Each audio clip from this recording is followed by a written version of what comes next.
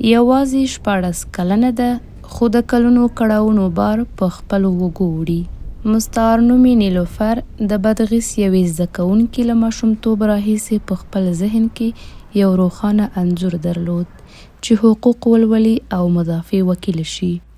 خو کله چې د ښوونځیو دروازې د نجونو پر مخ وتړل شوې، د کورني فشار له امله اړ شوه چې جبري واده وکړي. دغه زده کوونکې وایي چې له واده وروسته له کورني تاوتریخوالي سره مخ شوه او په پای کې له خپل خاونده جلا کېدو ته اړ شوه. هغه ټینګار کوي چې د زده کړو په اړه د طالبانو پالیسیو د هغې ژوند د بریالیتوب له لارې څخه د اوښکو او درد ډک راتلونکي ته رسولی دی. اگه مکتبا بسته نمیشد، حالا به جای این همه درد شاید در صفر نشسته بودم و برای آینده‌ام درس می‌خواندم، نه اینکه با زخم و طلاق زندگی را از نو شروع کنم. از حکومت می‌خوایم هر چی زودتر مکتبا را باز کنند تا دخترای بیشتری با سرنوشت تلخ ما روبرو نشوند. له دې سره د ښوونځیو تړل، د امر بالمعروف قانون پلي کول او د طالبانو محدودیتونو د ښځو لپاره ژوند ډیر ستونزمن کړی دی.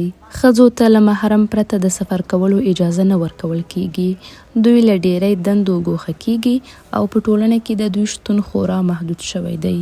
د بشري حقونو فعالانو په دوامداره ډول خبرداری ورکړی چې دا فشارونه د ښځو خپلواکي او ازادي له منځه وړي او د انزوا او جبري ودونو لامل کیږي. 4 سال است که ما مکتب نرفتیم. این موضوع روی زندگی و آینده ما خیلی تاثیر گذاشته. تمام دختران وضعیت روحی خوبی ندارد. امیدوارم مکتبا دوباره باز شود.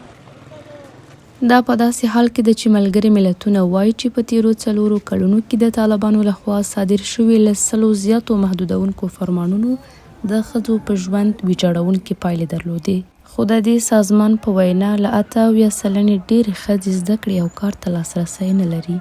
په دې ورځو کې د ښځو لپاره د کار موندل ګران شوي او د دوی لپاره د زده کړې دوام کابو ناشونی شوی دی.